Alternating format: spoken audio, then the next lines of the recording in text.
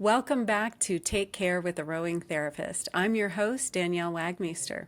Today, I'm thrilled to sit down with one of the most influential voices in the Masters rowing community, Rebecca Caroe, co-founder of Faster Masters Rowing, coach, writer, and host of Rowing Chat.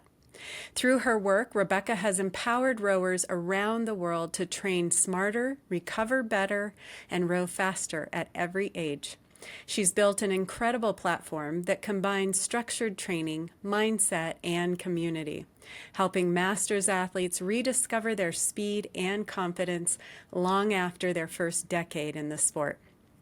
In this episode, we're diving into what it really means to row smarter, how to balance performance with recovery, what sustainable speed looks like for Masters, and how to stay motivated when your goals evolve with each season. Rebecca, welcome to the show. I'm so excited to have you here. Danielle, it's great to meet you. And I love your shirt. Show our audience. Here we go. This is Yay! in honor of Diane Keaton. It's her Annie Hall look. I love it. That's so wonderful. So, Rebecca, you've built such a rich legacy in the rowing world. How did your journey begin, and what led you to co-found Faster Masters Rowing?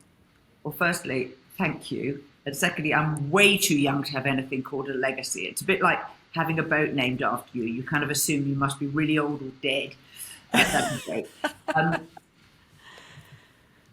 Masters rowing is something that sort of crept up on me gradually. I personally rowed competitively into my 30s, and I started coaching more and enjoying the coaching. And then I discovered that Masters racing was kind of fun. And in living in Europe at the time, you get a trip every year to somewhere really nice and exciting. And so, it was nice to go away for an event. But the big eye-opener came when I interviewed Marlene Royal on my own podcast. It's called Rowing Chat. And she is a coach who has only ever coached Masters. And so that made me think, wow, this is interesting. She's making a living out of this. And, who are these people who pay coaches, and why do they need to pay coaches? And of course, she's an American living in Canada. So I thought, there's the North American experience. It's somewhat different from my experience in the UK. And then I moved to live in New Zealand. And so suddenly, between Marlene and I, we had experience of 4 different countries' Masters rowing scenes. And when I sold my prior rowing business that was called Row Perfect UK, which was a massively successful online blog, we were like the 3rd most visited rowing website after like Row 2K and Concept 2, I think, at the time. So we did really, really well in the early days of blogging and rowing. And I sold that and I thought, well, what do I want to do next? And I came back to my recollections of speaking with Marlene. So the origin story is she and I got together and had a chat. Wonderful. Love that story. So how do you define success for Masters rowers, and how has that definition changed over time? Success for Faster Masters rowing is definitely couched around improving visibility for Masters rowers. It's just like, people who are disabled, handicapped, you didn't notice them until there was an awful lot of work to try and help us to, be inclusive and to do things that enable and facilitate. And I think Masters rowing, firstly, it's the fastest growing part of the sport in most countries in the world. There are more new joiners. Basically, if you think about the rest of the sport, high schools are at capacity, universities, pretty similar. There aren't going to be many more university scholarships, sporting scholarships developed for that help rowing, whereas Masters has almost infinite capacity to grow. So as a business person, it's good to look at an audience that is active and an audience that is growing and an audience that is, to a degree, has disposable income. Not to, patronize people, but when you're 18 and when you're 25, you don't have a lot of income. And when you're a master and you're choosing to row, you invest in your hobby. So that was part of success, is saying, yes, there is a market for selling educational advice that focuses on this particular group. But over time, one of the big things that I've realized is the extraordinary diversity of masters. So it's not just our ages between 27 and, nowadays 80 plus. It's also the fact that the way we approach the sport is very different. And it's not just as binary as do I race or do I not race. It's also that from one year to the next, each individual can have a fantastically different approach to how they participate. Maybe you have family responsibilities. Maybe you have to step away for some time. Maybe you get injured. Maybe you are planning a huge trip, to a destination regatta that you've always wanted to do that's on your bucket list. And so that really colors a lot of how people look at masters rowing. And so for me, success is about opening people's eyes to some of the possibilities and then seeing people choose to, select something that works for them, or sadly having it imposed on them if they've been injured. How can we keep friendly together, keep some friendship rows going while you're coming back from injury, stay in the community, even though you're not participating. And so I think it's very hard to define success. For me, success is participation, growing participation, and then enabling the people who are doing it to do it in a way that brings them pleasure. Beautiful. You often remind rowers that getting faster isn't always about working harder. Sometimes it's about working smarter. What does smarter training mean to you? Well, it's a known fact that physiologically we get weaker as we get older. Smarter training for me is about two things. One is getting better technically in the boat. You can maintain boat speeds by being more skillful with the oars. And then secondly, it's about being honest with ourselves as we age about the changes and adaptations that we need to put into place. And almost universally, and I hold my hand up here as a definite example of this, almost universally, we are too slow to make the changes, to recognize that our oars need to be a little shorter, that perhaps our mobility is getting compromised and that we need to have a seat pad or lower the shoes or whatever it is. And I think particularly people who rowed in their youth are forever kind of harking back in their memories to how good it felt when you were much, much younger, and yet not recognizing, things like it takes longer to recover from a hard training session when you're older. So how do you build that into your workout plan and don't just thrash yourself physically and mentally, but particularly physically? And then you're likely to get injured. So it's very hard to do because it's so individual, and different people's bodies have had different stresses in their lives. I am personally never ever going to run a marathon, but a friend of mine ran the Auckland Half Marathon this past weekend, and I thought, it would be such fun to run over the Auckland Harbour Bridge and think of the views, and I could just do the 10K race, not the full thing. And then I thought about it and I was like, but I have no ACL in my right knee. The chances of me being able to run 10K, even if I train for it, is quite slim. And yet people who then come to athletic endeavour later in life when they haven't done much in their 30s or their 40s can do things that I can't. And so I have to be, I suppose, honest with myself. Yeah, such an important aspect. What do you think are some of the biggest mistakes masters rowers make in their training?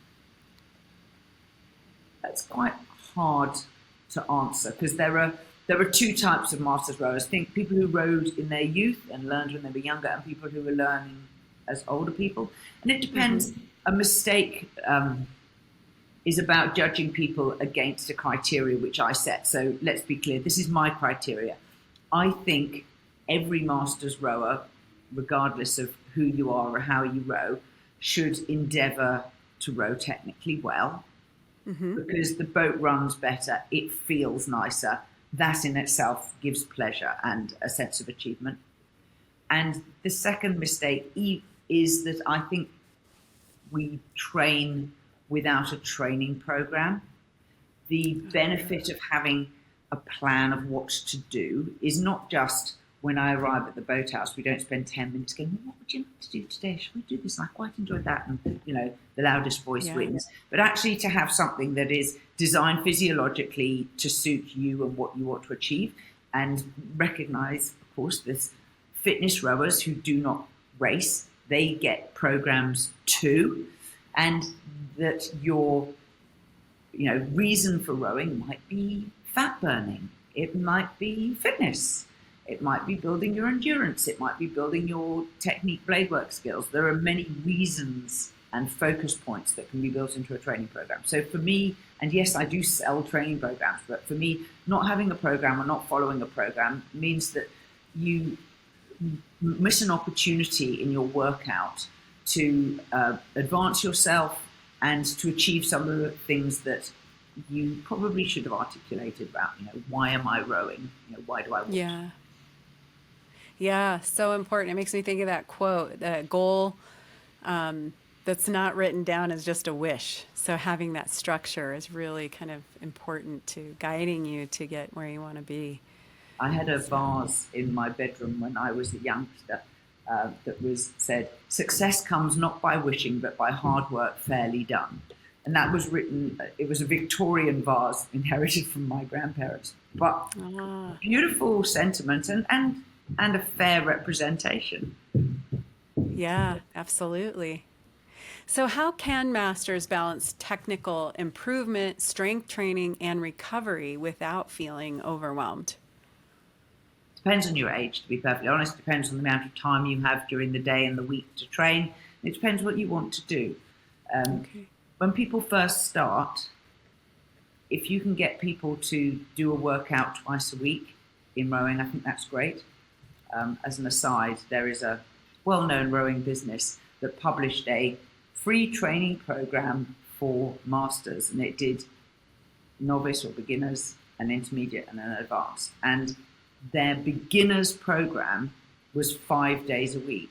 And I reacted very negatively. I said, you're in cloud cuckoo land. There ain't no midlife people who come to a new sport and do that sort of level of practice. You have to gradually fall in love with it and find friends through it before you want to be showing up that regularly. And in fact, I think it also belies a lack of understanding of how a large number of masters rowing clubs actually work.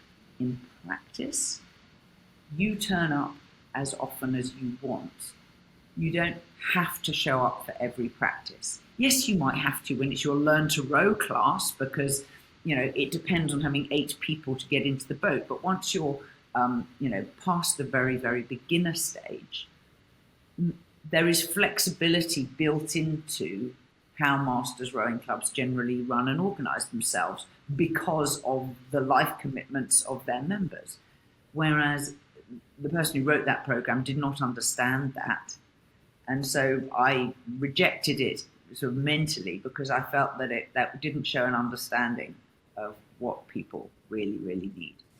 So yes, it's nice to plan to go rowing on the water as often as you can. Strength training, it is important. It's important particularly for women as we age, we lose bone density, and yes, rowing has some form of resistance to it, but it's actually not enough. And that's speaking from personal experience. 2 years ago, a small group of us hired a personal trainer to work with us in the gym on strength training, and it has made a significant improvement to my injury proneness. I haven't had a serious injury that hasn't been, reasonably quick to recover from since then, and I am noticeably stronger as well, which is satisfying. Plus, there's that nice bit where you kind of strain on the bar, and there's that little kind of muscle that comes over your shoulder, and it looks lean and pulsating. Yeah, the perks of that hard work. That's right. So I think masters come and go with their training and their dedication, and very few of us have more than a 3-month forward time horizon. So whatever it is you want to do, whether it's for the winter, for the summer, what's your next goal? Very few masters are prepared to, sign up for something that's, 3 or 4 days a week or 5 days a week or 5 workouts a week that is for 5 or 6 months into the future. They just don't, in my experience. And even those, exaggerating to make a point, the crazy trainers who will race, they'll race anything, whatever they see, they want to race it.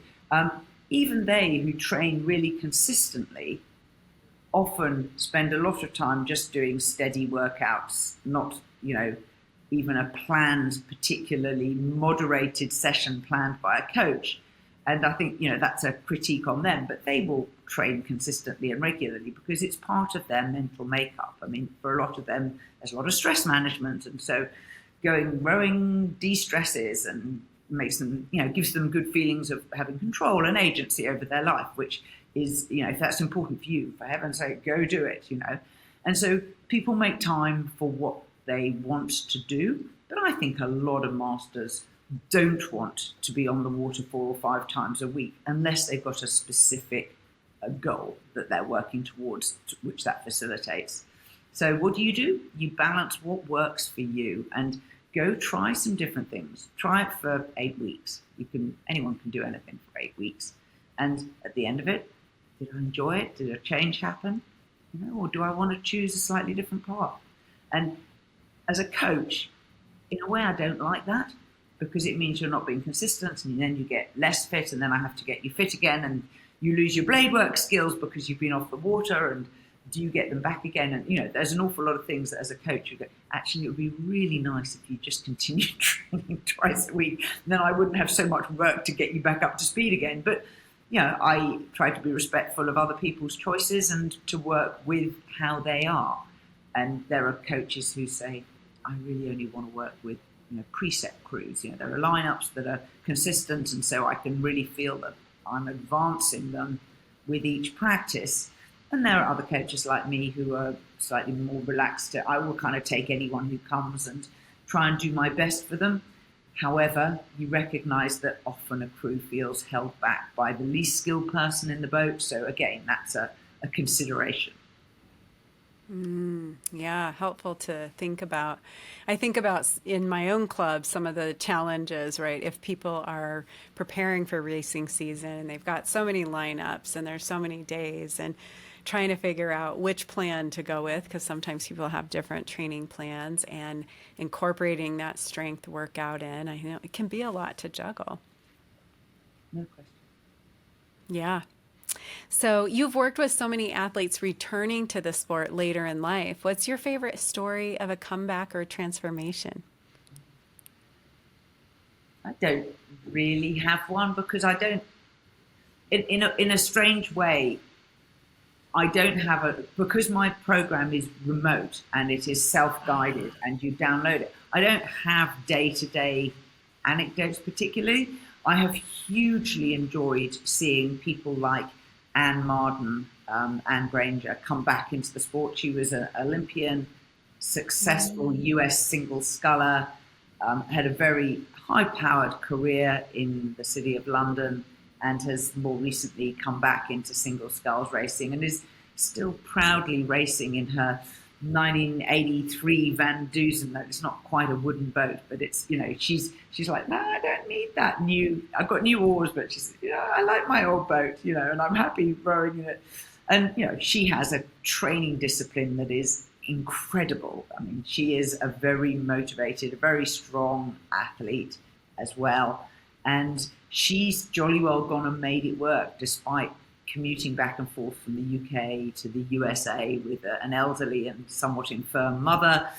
And she's just gone and done it. And she sort of takes the knocks, of which I'm sure there have been many, and just picks herself up and gets going again. And now has, I think, some great rivalries against people who she didn't know when she was a younger person. There's a woman called Jacqueline Easton from Marlow Rowing Club, and she and Anne have had some really good dog fights. And there's another woman called, I want to call her Sabine from Berlin Rowing Club. I forget her surname. But again, three very different athletes in very different countries, and they're like, oh look, this is going to be a match worth watching. So a sort of comeback, I'm sure, certainly worthwhile celebrating. But actually, I would give equal weight to the bunch of mums at my club whose kids were all in high school together and started rowing, and then one of them who had already rowed said, hey, why don't we get together and learn to row and then go and race the head of the Yarra in Melbourne, Australia.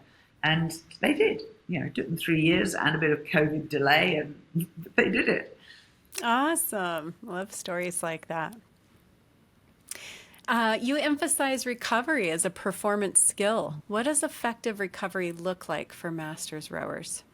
Getting a good night's sleep. And if you're menopausal, you know just how hard that can be. I do think sleep is one of the best recoveries that you can possibly do. So being disciplined with your bedtime. If you find falling asleep hard, being disciplined with blue light, electronic objects in your bedroom, indulge yourself with some nice sleepwear, get to a nice temperature. I love ironed pillowcases, pillow slips. So I iron my pillowcases because I like that feeling of when I lay my head on them. If alcohol affects you, track it, see whether it makes a difference or not. The other recovery thing that I've also learned in recent years is post-exercise recovery and the importance of getting protein in within 20 to 30 minutes of finishing your practice. Yes. We go to the gym at 9:30 on a Monday morning, and I then go to work. So I do an hour's work, I go to the gym, I shower, I come back, and start work again. And I find that by 11:30 on a Monday, I am starving hungry. I absolutely have to advance my lunch hour so that I can fuel myself properly for concentrating in the afternoon. If I don't do that, it's a bit of a write-off. So, being flexible and looking at nutrition and what you ingest is a useful way of helping ensure that your glycogen stores are replenished. And, you don't have to eat a lot. There's a wonderful lady called Elizabeth who ran the nutrition intensive class for us on Faster Masters, which we did last January, and hoping we might do it again this January. And she took people through understanding nutrition for an athlete, which a lot of people, because they don't self-identify as athletes and maybe haven't been doing a lot of athletic practice since they were young. With older bodies, the needs are somewhat different. And then she did a week-by-week Zoom with the group of people, and it was really interesting. The different needs of the different people, physiologically very different ages as well. There was a younger woman who made incredible gains just by timing her eating right, which was really impressive. And she had some things that she couldn't or wouldn't eat. And so Elizabeth helped her to select the right sort of foods that would give her the energy that she needs so that we can perform well, all of us. So I've learned that there's an awful lot in nutrition, a lot more than you would think. That are saying, oh yes, you need to eat, meat and 2 vegetables. No. You need more than that. And yes, you probably do need supplements of some sort. And understand, I'm not a medically trained person, but I will say that the supplements, I think, for me are useful because I can't be sure, even though I cook my own food, whether or not I am getting enough iron, whether or not I am getting enough of all of those micro vitamins that we're said to need. Although I drew the line at collagen. I tried taking it. Oh my God, it tasted like eating pure grease from the bottom of a chip pan.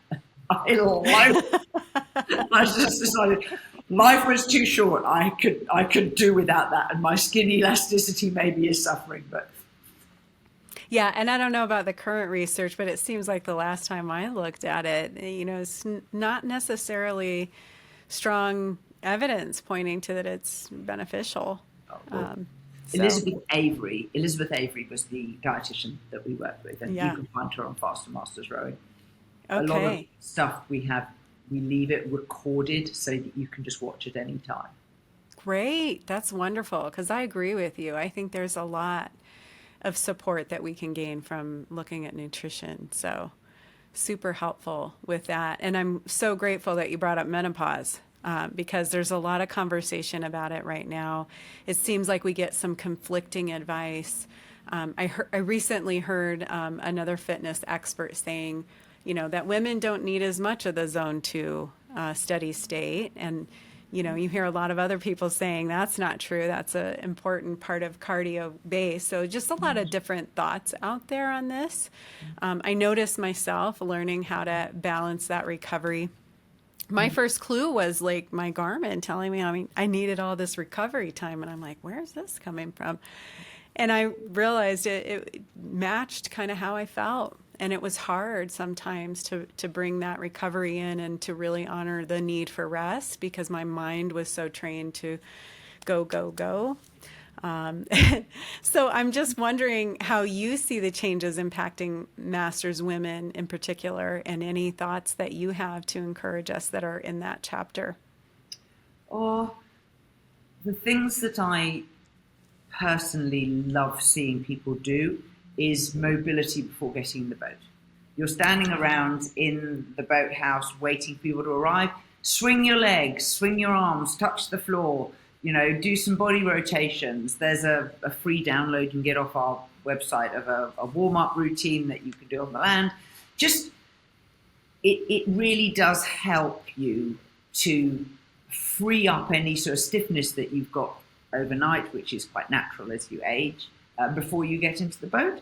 I don't know whether it really helps a lot with injury prevention, but certainly I know that it's frustrating if, as a coach and as a rower, if people can't get into the right positions for the rowing stroke. It's super hard to row if you can't keep your legs straight and rock your shoulders forward of your hips.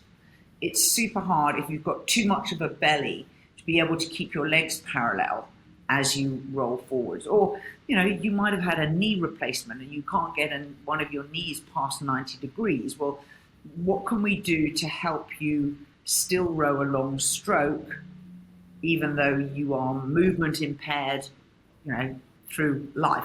So I think those are things that people can do. And one thing I do notice is it only takes a couple of people to start doing that, and then other people start copying them. So you don't need to be dogmatic and go, we should all, just start doing it and you'll find people will copy you, or ask quietly, why are you doing that? And so I think there are things like that can definitely help. One of the things, though, that does frustrate me is people who don't want to improve. They are perfectly happy wobbling along, doing not what I call rowing, but it's kind of assisted drifting. It's like, really? And of course, I would not be happy with that because I have seen it's more fun, I think, to be rowing more skillfully than that. And they can't row more skillfully than that, and then they don't have a desire to row skillfully, and so they don't. And for me, I don't get it, and that might just be my mindset, that may just be me, but it somewhat frustrates me. Yeah, no, I think that's one of the things I love about rowing is you never quite get there. You're always working on something. And I remember a coach when I was very new saying that to me. She's like, Danielle, that's the thing about rowing. You're always working on something. So I think that's a good mindset to have, that there's always something you can improve and work on. So are we done learning the stroke yet? I don't know. I feel like I'm always still learning. I still like there's still concepts that just go right over my head, and parts of it that, people with the physics brain really get about the pin and the pitch and all of this. There's just so many pieces to learn. And I think it's so helpful for our well-being to keep learning. So the learning mindset. Yeah, absolutely. So you do help train people, and you design training programs to help people achieve their goals. If you had to design a gold standard training program for longevity and consistent progress, what would it look like? I think you'd have to look at all aspects of your life, not just rowing. So I think I personally think a little bit of weights, a bit of cardio, maybe some interval training, high intensity interval training, or doing rowing intervals, 5 on, 5 off, 5 times, 10 on, 10 off, 5 times, 15 on, you get the idea. I think looking at your lifestyle, your diet, your sleep habits, the amount of stress that you receive or get from the rest of your life that is not rowing, and being a volunteer and a willing contributor to the rowing community, I think also helps keep you sort of young and active. Even if that's running the cake stall at the barbecue or volunteering to host a fundraiser or a potluck or something like that. I think that's all part of longevity. For myself, I take Novos supplements, which are little sachets every day, and NMN tablets as well, as a nod to recognizing that longevity science is advancing very fast, and I'm not so much putting off aging, but I'm trying to make the best of what I've got now, and also so that we have a good health span rather than lifespan. One of the things that people will know, that you can live healthily and then later on in life people tend to get sick, and there are things then that affect you, and that's perhaps a much lower quality of life than you might hope for. So for me, looking after my body now, and I've been doing this for at least 10 years now, I hope will set me up nicely for my future. But that is my choice. Yeah, thank you for that. And it sounds like you really do want to focus on balancing all of those pillars of well-being, from diet to sleep and stress and all, volunteering, keeping that purpose going, connection with that community. So really good stuff there. Yeah, the work of Dr. David Sinclair on longevity is interesting, and he explains it in non-scientific language. You can look him up on YouTube if you're interested in some of that. Oh yeah, I've heard it. I've actually seen some of his interviews on YouTube. So yeah. And so much of what you say reminds me of Dr. Peter Attia, another longevity name. And in fact, I was just watching a video with him, and he talked about how when we get to be 75, we literally like fall off a cliff. And everything we're doing now, just to your point, really makes a difference in how high that cliff is. So, the whole point being getting to that last decade of our lives in the best shape we can be in, so that our experience is as good as it can be. So, yeah, good stuff. Many rowers, brings to mind an anecdote. There's someone who I know quite well who has one of those deep fatigue post-viral things going on at the moment, and she'll be good for a few days, and then will suddenly, the falling off a cliff was what made me realize, she'd often then just be super tired and really finds it extremely hard to function and needs a lot of naps and rest and things. And I suggested that she might want to download a heart rate variability app. I use one that's called HRV for training, and it tells me in the morning what my state of recovery is. And I said, look, I don't know, I haven't got what you've got, and I'm not a doctor, but although she's trying to be disciplined and be good to herself, something is happening that means her recovery is insufficient, even after she has had deep rest. And so I said, it might be useful for you to use this so that day you can then adjust your activities based on your state of recovery. And you have an objective measure, which is your own heart rate pulse. And it's the variations from one pulse to the next, which is what it is measuring. And she hasn't gotten round to downloading it. And yes, it costs a bit of money, but I don't think money's the problem. And for me, it seems counterintuitive that if you suffer from this, that you wouldn't want to do something that is a reasonably easy way to help you manage your condition. And no one else had ever suggested it to her. And that frustrating. Yeah. You can't make people do what they don't want to do, but I thought that might be helpful. Yeah, no, that is helpful. And I think that's helpful for people who are listening, that that can be a helpful companion as you're navigating menopause to Oh really yeah. looking at how well did my body recover while I was sleeping? What, can I handle today? And how do you adjust, as you said? So I appreciate you bringing that up.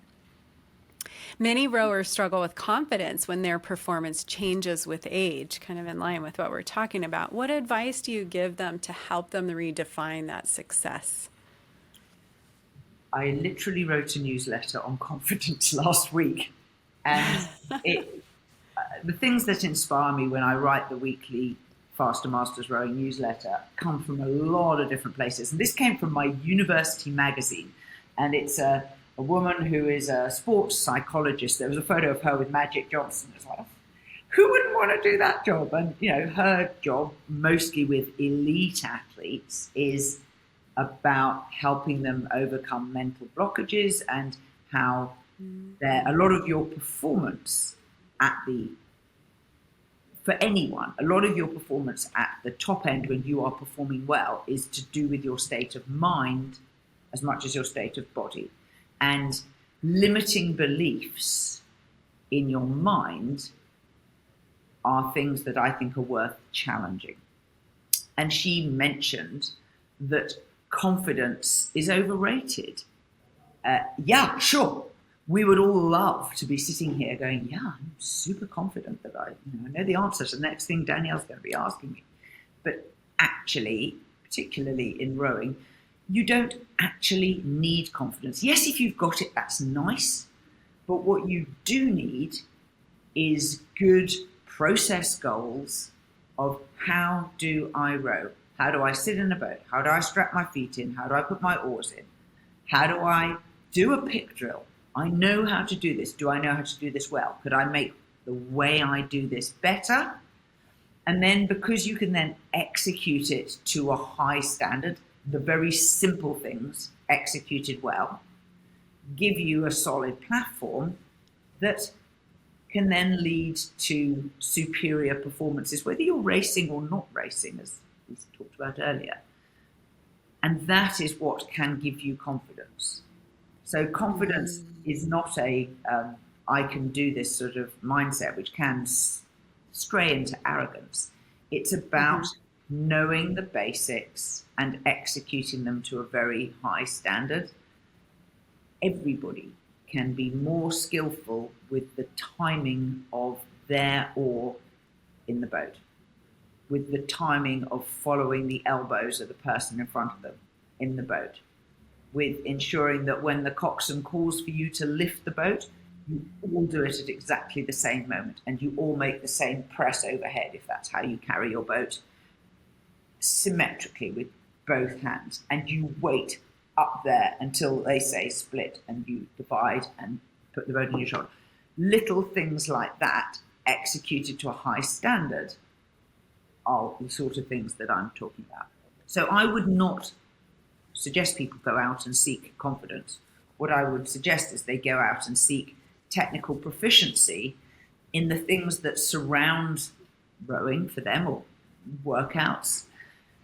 Don't discount the amount you can learn by rowing with people who are better than you or more experienced than you or have had different experiences than you. And don't discount the amount that you can learn from an experienced coach as well, whether that's an online coach or an in-person coach or going on a camp, which again, a nice sort of trip that you can do that doesn't have to relate to racing in any way. So I think confidence is overrated. Courage, on the other hand, is something that I do think we should look seriously at. And being courageous in approaching what you want to do, particularly when you're not feeling very courageous, I think that is something that is worth training your mind around. And again, in fact, executing the basics really well, which I went to the Olympic Games in Paris, and after the racing, we watched the crews go out to do a training session. They were doing the exact same drills, the pause drills that you and I probably do in our crews, that I'm sure your listeners all do. they were doing those too, but boy, were they doing them to a high standard. And, I think we can all have high standards and do our best to improve and to understand what contributes to making that technique work. So I think that will also help you, again, with courage, being courageous to try something. When you see someone going a single for the first time, that takes a lot of guts. It's not an easy thing to do. If you're a coach, there are great ways to teach that in a way that gives the athlete the confidence to relax, because tension is the thing that kills boat speed and creates a lot of problems in the boat. So if you're uncertain about that, there's a chapter in Volker Nolte and Wolfgang Fritzsch's book, which is called Masters Rowing. I think it's chapter 3, and it's basically how to teach adult beginners. And the method that I read in that book, coincidentally, is the exact same method that I use when I teach beginners. And I know it works because I teach beginners a lot. So things like that, you can build their confidence. And it feels great as a coach to see someone who's like this, it's a white knuckle ride, even just to sit in the boat and hold the handles. And then the second time they get in, and the third time, and then they become more and more familiar. And they probably don't recognize the progress as much as you do, but you can pat yourself on the back and say, I helped them do that. Yeah, well said, Rebecca. I love how you kind of reframed the lens to look at courage. It takes some courage, like even just getting out in the dark when it's cold and getting in this tippy little boat. Yeah. So, and definitely doing courageous things is so good for us. So how do you help athletes who tend to overtrain or push too hard? I find that is mostly a mental thing. Okay. Generally, people who are like that do not listen to advice. And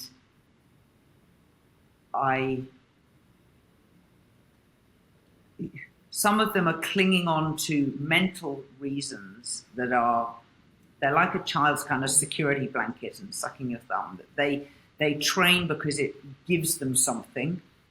And I don't want to use the word obsessive, but with people like that, they will generally get injured, and injury is usually unfortunate, but it is the thing that tells you that maybe, as we were talking about earlier, you've gone into the next stage or phase of your aging and your athletic life, and you need to look differently at how you're approaching things. I had a crewmate who had a hideous year last year. Started with a twisted ankle that wouldn't heal, and then eventually that began to get better. And then because she had a twisted ankle and she couldn't row, she was walking on the beach, and she was walking around some slippy rocks. She slipped and she broke her wrist because she fell and she put her hand out, and so then she had a minor fracture in her wrist, and then she got COVID and had a really hideous, torrid time of that. And you just saw these things layering one on top of the other, and I felt very powerless. Medical advice is given, but if you don't seek advice, people like that are really hard to help. But basically, you mentioned you have a Garmin, I have one, I use my HRV. How's my recovery? Am I prepared to look at these things? Am I prepared to find a way of getting the satisfaction of doing a workout which I might need for my mental health in a way that isn't always a full out, flat out, physically, draining session, but can give me the satisfaction that I need? And again, I think the people themselves are best placed to answer that. As a coach, I've learned the hard way that people will not take advice unless they want advice. And I have a little verbal routine that I use. I go, Danielle, may I offer you some advice? And you say, Great. Sure. Or you say, no, thank you. And I've learned from research that what happens in your brain when you say yes, sure, in response to that question, means that you are then receptive to the message that's going to come next. And this is a lesson that I learned actually from negotiation training, not from anything sporting or athletic. There is a change in your brain, and you are ready to receive some information in a way that you are not. If I come up and say, hey, Danielle, you really should do less of this, or whatever it is, you feel resentment and you are not likely to do that. In fact, there was a case in point this morning. I'm the moderator of a big rowing group on Facebook called Masters Rowing International, and someone had put up a post which a lot of people objected to. It was a joke that was sexist and perhaps not rooted in how we would consider acceptable language, bearing in mind it's an international group and different people from different parts of the world see the world somewhat differently. And I spent a lot of time crafting a reply to explain why I was not going to take the post down as a moderator. One of the reasons is we need to, have a place where we can have respectful conversations about different points of view without falling out. I think that's nice. But more than that, I said, I think the poster, in reading the comments, will see that their views are out of alignment with perhaps the majority in this group and may moderate their behavior in future. And that by taking the post down, you kind of just send the attitudes underground. You're not going to stand a chance of that person possibly reflecting on whether or not they did the right thing. If you politically, you see people argue and debate, that does not cause people to change their mind. What causes people to change their mind is a rather different process, because you're more likely to defend your position and entrench. Yes. So I think that overtraining in a weird way is a part of that. And, as the psychologist, how many psychiatrists does it take to change a light bulb? And the answer is the light bulb has to want to change. That's the same with overtraining rowers. They're doing this for a reason, and the reason is probably not physiological. It is probably habit and habitual and mental health. Yeah. So a good takeaway, I think, from that perspective is how important it is, if we do want to grow in the sport, that we remain open and coachable. Correct. And also recognizing over the long term that the sport will change for each of us. Yes. Maybe you learn to scull in COVID. That was huge for a lot of people. That was quite a big change. Maybe like I interviewed Margot Zalkind from US Rowing, and she runs the Masters group for US Rowing. And she used to be part of a hugely competitive team, and she was a youth rower as well. And she just said, how many Charles medals are enough? And she said, there is no right or wrong answer, but she said her point of view has changed, and she's very open and frank about that. And I think we need to be open to the fact that if you're getting a warning signal of something repeatedly happening to you that isn't what you want, maybe there's a reframing might be helpful for you. Unless you really enjoy banging your head against a brick wall, in which case, pull your boots, go and do it. Good point. I love how much your emphasis is on our mindset with this sport, and being able to be reflective and thinking about it in that perspective is super helpful, I think. But that's your profession. That's your profession. Yes. You're really into that. Yes, exactly. Well, so that's why I'm like, it's like you're preaching to the choir, because I think mindset is so important, and being open and receptive and curious. Like, those are some very important skills that help us Curiosity. That is a great one. And it is a fabulous motivator. What is it like being in a single scull? What would it be like to do that? Or could I stand up in a boat, and that childlike approach to learning without the internal monologue, which particularly in women often spirals into negativity. When I teach my adult learn to row class, one of the things I talk to them about is, how do adults learn? Adults learn very differently than children. We've all got a lot of life experience, and a lot of people, I once taught a learn to row class with 3 CEOs of really significant businesses. And I'm like, whoa, but I'm the teacher and they don't know how to row. So, I had to set aside that sort of personal fear of, being inadequate in the face of people who are incredibly powerful and experienced people. And one of the things that I explain is like, the angel on one shoulder and the devil on the other. And you all have that internal monologue, which is your coach, and you can harness it. You can harness it to help self-coach.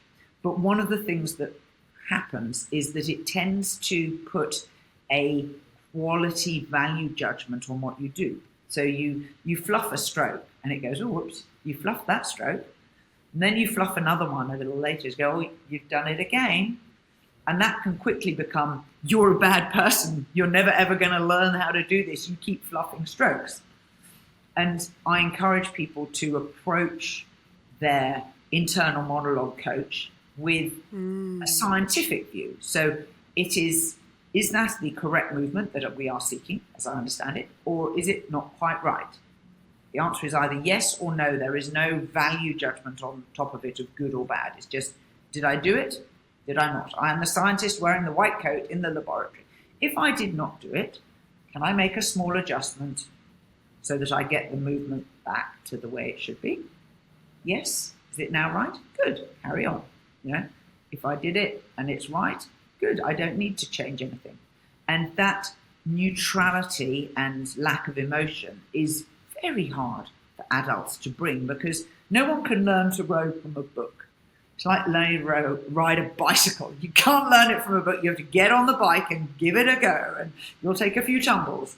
And rowing's like that too. No one can do it when they start. We are all learning from scratch. And in a way, that's what makes it so good as a learning experience, but challenging as well, because there is nothing in your previous athletic history, unless you happen to be a kayaker, doing, K1 really fine kayaks.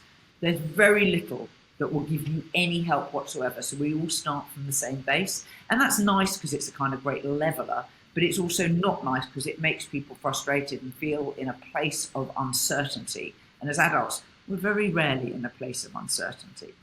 So that's another reason why I think when I teach my Learn to Row class, I get the people who graduated from the previous class to come and be volunteer helpers, because I want them to see how far they've come.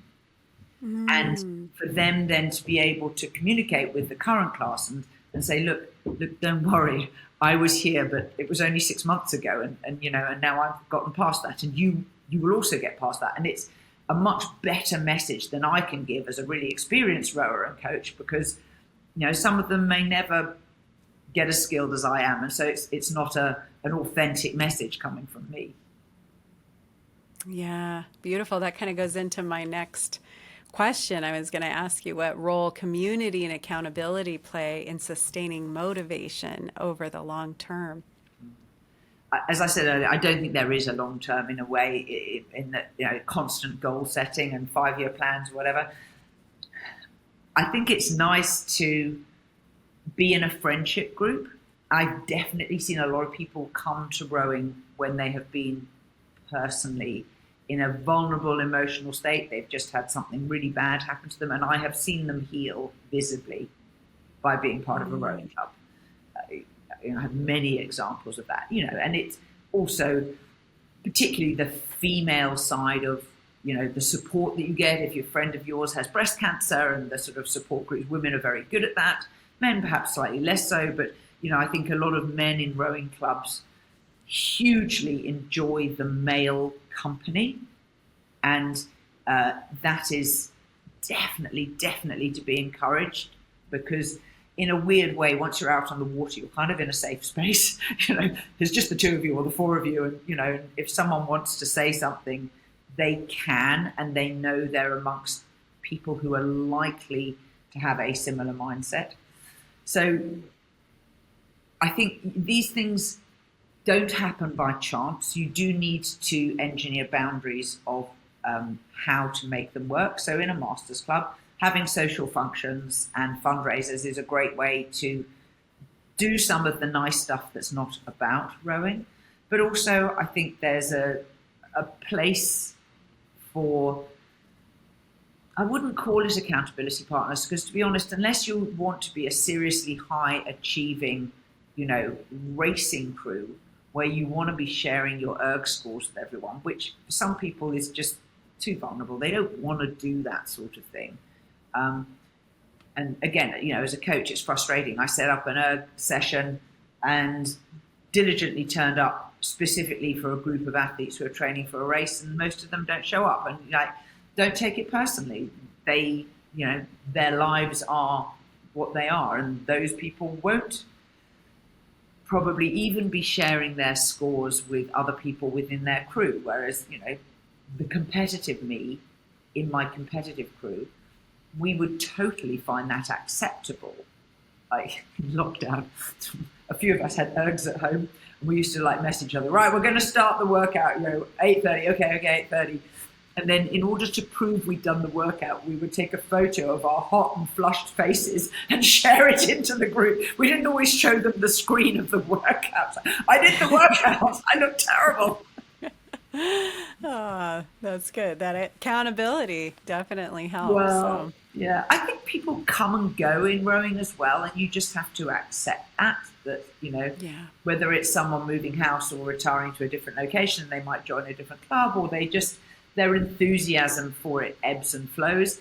If you're a leader in your club, keep switching it up. Always have new things for people to go try, whether it's, right, shall we travel down country and do this long distance race, which we've never done before? Or, who would like to have a go at coastal rowing? Someone's got a boat on their front lawn and they don't mind letting us have a go. Not everyone will sign up for those things, and some people will loathe it and some will love it and some will try it once and go, nah, it's not really for me or whatever. And you just have to be non-judgmental and say, we're presenting opportunities. Here's a new opportunity. Like we went and did a race deliberately with the youth section of our club.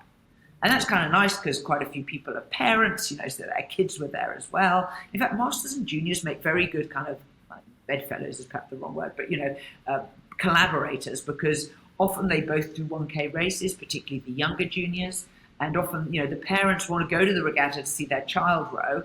And isn't that a good message to the children to see their parents row? Yes, beautiful. You've often talked about joy being a performance driver. How can masters rowers keep finding joy in the sport? I think it's a bit like gratitude journaling. You get out there, you warm up, you stop, you take your top off, and you sit there and lift your eyes to the horizon. And even if the horizon is pitch black and all you see are the lights of buildings in the distance, or the sound of night birds, or the slap of the water on the side of the boat, can you take joy from those little things? And my personality is such that I find that very easy, and it gives me satisfaction. I know not everybody finds that easy, but a compliment paid to someone else. I enjoyed rowing behind you today. Little things like you put the boat on the water, go pick up someone else's oars at the same time as your own and bring them to the boat. Work in pairs, look after your people who are sitting around you. That feels nice, and it's a very little gesture. Yeah. So there was a woman who's a very experienced rower who's been out of the sport after a hip replacement and has come back, and it was obvious she only went and picked up her oar, and we've now formed the habit of picking up 2 at a time. We lay them out in pairs. This is in an 8, and someone from the bow pair will go and pick up both oars for both of them. And she didn't do that. So this is what we pick up 2 oars, at the time now, tiny change, but quite an uplifting approach and attitude, I think, if you choose to interpret it in that way. I also absolutely. It's like inviting someone to come row in your crew who's not as good as you or isn't habitually part of your crew. I hate rowing cliques. They're one of my major bugbears, and they're very hard to break because the joy of rowing with your friends is the joy of rowing with your friends. And so when there's a newbie and they don't fit in, like when I lived in Dunedin in the south of New Zealand, I looked around the local rowing clubs, which ones was I going to join? And there was one that was a little out of town, And there were 4 Masters women, only 4 Masters women in the club, you know, and a 5th turning up really upsets the balance. And they made it reasonably clear that they didn't think I was the right person, you know, to come join their group. I did get invited to row with them on regatta, but they never asked me again. They'd only invited me because one woman was out of town, you know, and that sort of attitude for me speaks volumes. And so, yes, I'm not denying the fact that it's jolly hard if there are only 4 of you and a 5th turns up. But, you know, what are the things you could do? Well, you could reach out to some other rowers in the club and see if you could make it 6. You know, then you could run a learn to row and see if you can make it 10, you know, accepting that 4 are pretty experienced and 6 will be less experienced. But they didn't want to change the comfortable way they were. And, you know, that is different from my point of view. And it didn't suit me at that time. I did want to find a group of people that I could row with. So, you know, that was just an experience. And it happened. Yeah, wow. It's a good takeaway, though, that kindness and the courtesy and being able to reflect on the things that you enjoyed, being intentional about enjoying the things in your environment around you, like the sunrise and all of those things. Such a beautiful answer on just little simple things we can do to make this joy last. Yeah. So, as a coach, you see athletes not just as rowers, I know you mentioned this earlier, but as whole people with careers, families, and stress. How do you approach supporting the person behind the athlete? I think it just depends if they want to reveal it. There's an awful lot of people I row with, I don't even know what they do for a work. You know, I'll probably know how many kids they have, but some people don't want to talk about their lives. You know, the rowing club is their escape from their life. If they reveal it and show vulnerability or ask for help, then yes, but I don't personally go out and push for it. What I do try and do is things like when we go for coffee after rowing, try and sit next to somebody who I don't normally sit next to, and then just don't barrage them with questions, but, you know, ask a few questions. Like you mentioned you were, you know, had a child learning to drive or something, you know, how did that go? And I noticed that if you ask those questions, people do open up. Some don't, but they do, and then you know a little bit more about them. What's interesting, though, is how few of them reciprocate. Not that I mind, I don't need to be, you know, talking about myself the whole time, but it's quite noticeable that people relax in your environment if you ask them about themselves. And it's quite, one of the classes I teach outside of rowing is called The Art of Conversation. And one of the things about conversation is it's like batting a tennis ball over the net. I throw the ball to you and then you throw the ball back to me. And in an initial stage of a conversation, the amount of time I speak roughly should equal the amount of time you speak in order for the conversation to be balanced. But then actually you can quite quickly flip the ball back without giving a big or detailed answer and get them talking more, and then they relax and feel more confident in themselves, and, you know, they usually will come away, I think, thinking they've enjoyed a conversation as a result of what you've done. And if you don't have the need to always talk, and I'm terribly chatty, so I'm very conscious that I'm bad at this, and this is something I'm practicing, trying to be mindful of, but that helps them, it helps you to see more of the person beyond just the sport. Beautiful. Yeah, I love that. So, Rebecca, share with us where listeners can connect with you, find Masters Rowing, Faster Masters Rowing, or follow your podcast, Rowing Chat. Thank you. So Rowing Chat is a website, rowing.chat, or you can find it if you look for Faster Masters Rowing Radio on any of the podcast apps. The website is fastermastersrowing.com. And if you are on Facebook, and obviously with respect, I know a lot of people aren't, but if you are and you like it, the Masters Rowing International group on Facebook is one that I'm a moderator in. There are nearly 28,000 people in that. It's a fun group, and it includes people sharing sunrise photographs, and sometimes people ask advice, and sometimes people put up, you know, videos and ask for coaching. And it's a very respectful group in that we have some rules. So when you join, please fill out the questions that you are asked, because otherwise I might, if you don't, for example, accept the group rules, which basically say no coaching unless coaching has been requested specifically. Please only talk about rowing. We don't bring politics or anything else into this group. And be respectful, I think, of the 3 rules, but please accept the rules. And then I manually accept everybody, because we work very hard to keep the group clean, fun, full of the right rowing people and not people who are not rowers, and to be quick to eject people who are spammers and don't align with the rules of the group. But it is lovely, and it's just a fun place to sort of check in. And the conversations range from what sort of deck shoes do you wear if you wet launch, or does anyone have any recommendations for this physiological shortcoming or whatever? And they're nice people. Plus, when you go visit places, people say, come row with us. If you say, I'm going to be in, and name a place, chances are someone will be able to introduce you to another club or go row with them. And then it's very nice seeing photos of people who actually meet in real life. Yeah, absolutely. Love that. So, Rebecca, I want to thank you so much for sharing your wisdom and your heart today. What I love about your work is that it reminds us that getting faster isn't just about speed, it's about presence, patience, and purpose and joy. You've helped so many of us stay in love with the sport and keep growing through it. Thank you again for being here and for everything you do for the Masters Rowing community. Thank you. Yeah. And for our listeners, thank you so much for being with us today. Please like and subscribe, hit the notification bell if you'd like to be notified as new episodes are released.